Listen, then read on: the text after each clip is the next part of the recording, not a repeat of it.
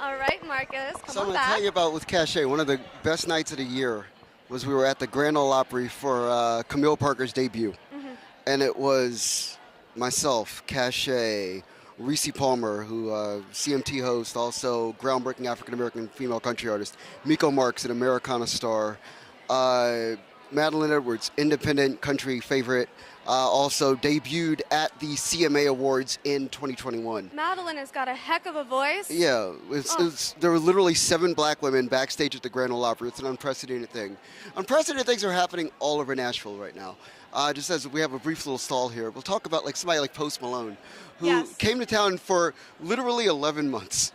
Post Malone could be found either in a studio, at Losers, a legendary dive bar on Music Row, just all around town, literally ingratiating and engrossing himself in Nashville to the tune of now 5 CMA Award nominations this year in 2024. Yes, and that's kind of what maybe the other country stars were talking about with Beyoncé maybe not, integrating herself into the scene, something that country stars have lauded Post Malone for. He's coming to country with us, is what a lot of these stars have said. It's literally a thing where communally, Nashville is attempting and succeeding in a lot of ways and being the most open that it's ever been as far as welcoming styles of music and genres and ideas and concepts and influences. And again, an artist like Post, he's a 200 million single seller in multitudes of genres, including hip-hop and R&B and, pop and rock as well. And then he comes into Nashville, and the fascinating thing about him is that he's a Texan. Yeah. He's a Dallas guy. Which we forget. Yeah. We do forget. And so, Brad Paisley is his #1 favorite artist of all time. So he comes to town and he's like, wait, Brad Paisley is available? I could just record a song with Brad Paisley? It's like, yeah, you can. If you're Post Malone, it's pretty simple. And then he starts to find other artists. It's like Blake Shelton is in town, and Luke Combs is in town, and Morgan Wallen's in town, right? Yeah. And it's literally a thing where it just kind of opened up for him. And fascinating thing about Post as well is he recorded most of that record between the hours of 8 p.m. and 5 a.m. Which is wild. He's a Bud Light sponsored artist. I think that may have something to do with it.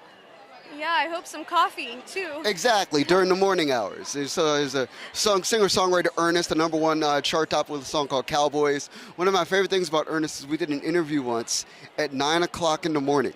The reason why it was 9 o'clock in the morning is that he had gotten out of working with Post Malone, and then he went to Chick-fil-A, and then he gave me a phone call. This is a true story. This is exactly where Nashville is at right now as far as these cutting-edge sounds we're hearing on the radio. They're literally being recorded all hours of the day and night, all throughout town.